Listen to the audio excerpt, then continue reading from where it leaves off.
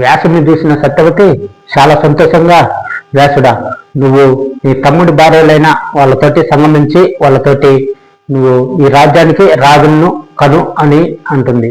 అమ్మా, నేను ఆజన్మ బ్రహ్మచారిని, నేను ఎవరితోటి సంగమించకూడదు, కానీ నా తపోశక్తి వల్ల నేను వాళ్ళకు పిల్లలు కలిగే విధంగా చేస్తాను అని అన్నాడు. సరే అని చెప్పేసి 2 సర్కిళ్ళు, అటొక సర్కిల్ ఇటొక సర్కిల్ కూర్చొని, ఒక సర్కిల్లో వ్యాసుని కూర్చున్నాడు, ఇంకో సర్కిల్లో అంబాలికని కూర్చోబెట్టింది. అంబాలిక వ్యాసుని చూసి ఆయన వేషధారణ మరీ అంత భయంకరంగా ఉండేందుకు ఆమె వ్యాసుని చూసి కొంచెం కళ్ళు మూసుకుంది, భయపడి కళ్ళు మూసుకుంది. దాంతో బయటకు వచ్చి, అమ్మా, నేను మంత్రాన్ని ఉపదేశించేటప్పుడు ఆమె కళ్ళు మూసుకున్నది కాబట్టి ఆమెకి గుడ్డివాడు పడతాడు అని. అంటే గుడ్డివాడు ఈ రాజ్యాన్ని ఎలా పరిపాలించగలడు అని అంబాలికను కూర్చోబెట్టింది. అలా కూర్చున్నప్పుడు ఆ వ్యాసుడి రూపాన్ని చూసి అంబాలిక కొంచెం భయపడి వణికింది. ఆమె బయటకు వచ్చి, అమ్మ, ఆమె నన్ను చూసి వణికింది కాబట్టి వణుకు రోగంతో పాండ్రాజు పడతాడు, వణుకు రోగంతో పాండ్రోగం ఉన్నవాడు పడతాడు అని అంది. సరే అని చెప్పేసి ఈసారి మళ్ళీ అంబాలికతోటి, నువ్వు వణకకుండా భయపడకుండా ధైర్యంగా కూర్చో అని చెప్పి అనిపించింది. దాంతో అంబాలిక తన దగ్గర దాసిగా ఉన్న ఆమెను ధైర్యంగా కూర్చో అని చెప్పి ఆమెను దాసిని అనిపించింది. ఆమె ఎంతో ధైర్యంగా, నాకు పుత్రుణ్ణి ప్రసాదించు అని ఎంతో ధైర్యంగా కూర్చున్నది. అలా కూర్చోగానే వ్యాసుడు చాలా సంతోషించి ఆమెకి ఒక కొడుకుని పుట్టిస్తాడు. ఆయన పేరే విదురుడు.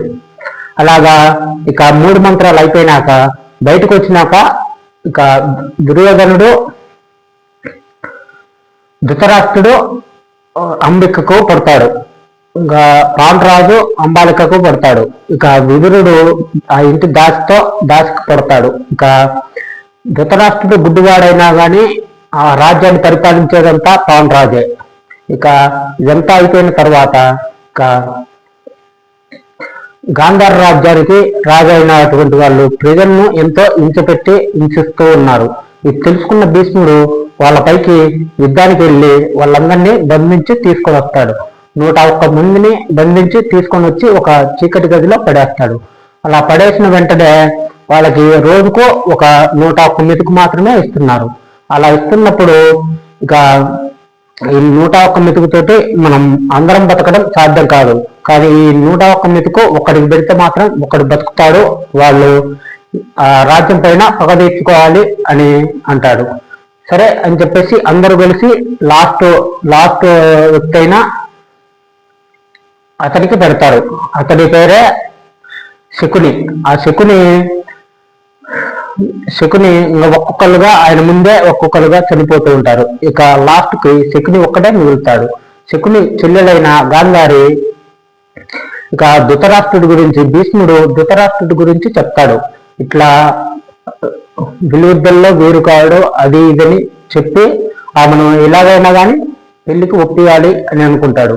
అలా చెప్తున్నప్పుడే అతను నా భర్త అని ఊహించుకున్నది. ఇక ఇదంతా చెప్పి చివరిలో అతను గుడ్డివాడు అని చెప్తాడు అని ఆమె బాధతోటి దొక్కిన వెళ్ళి ఒక గదిలోకి వెళ్ళి తాళం వేసుకొని ఉంటుంది. అలా ఉండే సమయంలో అందరు భయపడి ఆమెను బయటికి రమ్మని కోరతారు. అలా వచ్చే సమయంలో ఆమె కళ్ళకు గంతలు కట్టుకొని వస్తుంది.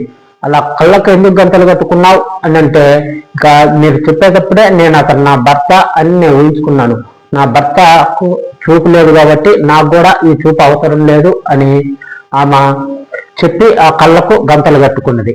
ఇక నెక్స్ట్ ఎపిసోడ్లో మిగతా పార్ట్ నెక్స్ట్ ఎపిసోడ్లో తెలుసుకుందాం.